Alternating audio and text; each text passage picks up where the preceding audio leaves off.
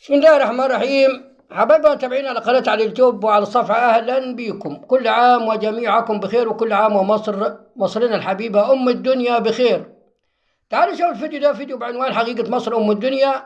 ومصر أم الدنيا، احنا بنشوف مصر أم الدنيا بالرؤيتين: الرؤية القلبية والرؤية البصرية. وهذا الجماعة بتوع اللغة العربية. والرؤية فتعرب حال وتعرب مفعول به ثاني. كنا زمان نشوفها برؤية قلبية، ولكن دلوقتي بنشوفها برؤية بصرية، برؤية العين.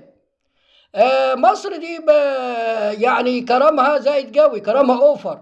يعني هنا الضيف عندها بتكرم الضيف بأفضل ما يكون الكرم. الضيف عندها هنا بيعتبر انه هو ابن البلد، وبيعتبر ابن البلد ده ضيف على البلد.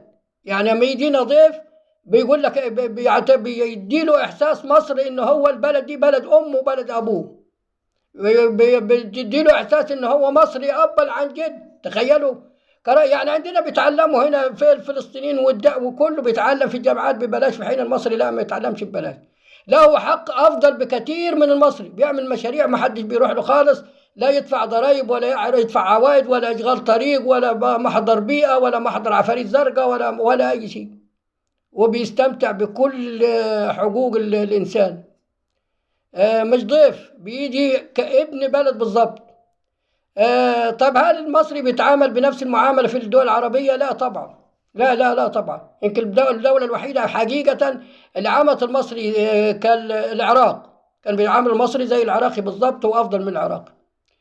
لأسباب الله أعلم بهم. أن صدام طبعا الله يرحمه ورحمة الله عليه، وبالمناسبة بكرة هيبقى اللي هو مناسبة ذكرى وفاة إعدامه. إن شاء الله نكتب فيه. فحقيقة مصر أم الدنيا، ومصر أم الدنيا ده المفروض إنها مصر عنها بتولد، بتحمل، ثم تلد، ثم ترضع، ثم تربي، ثم تعلم. ده حقيقة مصر أم الدنيا. ده بالنسبة للأجنبي اللي جاي وافد على مصر، كان هارب من حرب، هارب من معيشة، هارب من أي حاجة، بيجي مصر لأنه عارف يعيش عيشة كريمة ومحترمة في مصر. فحقيقة مصر أم الدنيا. بقول مصر أم الناس جميعا بلا طلب. مصر أم الليبي والعراقي والسوري في حلب. مصر أم الكرماء والكرم فيها غلب. خيرها حرام على أهلها والغريب منها سلب. فات كرمها وانقلب حتى عبوه في العلب. أكرمت أم محمد واللي قالوا المسيح إنه صلب. وأكرمت حتى اليهود واللي ما ليش عهود، واللي واقف على الحدود، واللي عن دينه انقلب. مصر أمن وأمان، مصر دي أم العرب. مصر أمن وأمان، مصر دي أم العرب. مصر أم في الحقيقة ليس تشبيه أو لقب. مصر أم في الحقيقة ليس تشبيه أو لقب. مصر الحضارة والتاريخ والعلوم والأدب. مصر الحضارة والتاريخ والعلوم والأدب. مصر مكان وأمان لمن جاء إليها واقترب. مصر مكان وأمان لمن جاء إليها واقترب. مصر مكان وأمان لمن ترك بلاده وهرب. مصر مكان وأمان لمن ترك بلاده وهرب. مصر أم الناس جميعا وإنها تحت الطلب.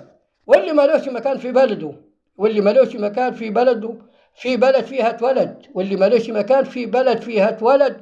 رحبت بيه أمنا وقد زاد العدد عدد. رحبت بيه أمنا وقد زاد العدد عدد.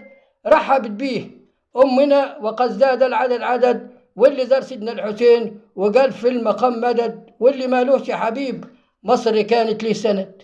واللي مالوش يا حبيب مصر كانت لي سند. واللي تاهوا عن بلادهم سألوا عنك يا بلد.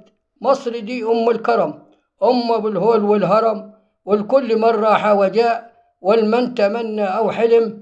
عندها خير الجنود، جندها خير الجنود. رفع على سينا العلم.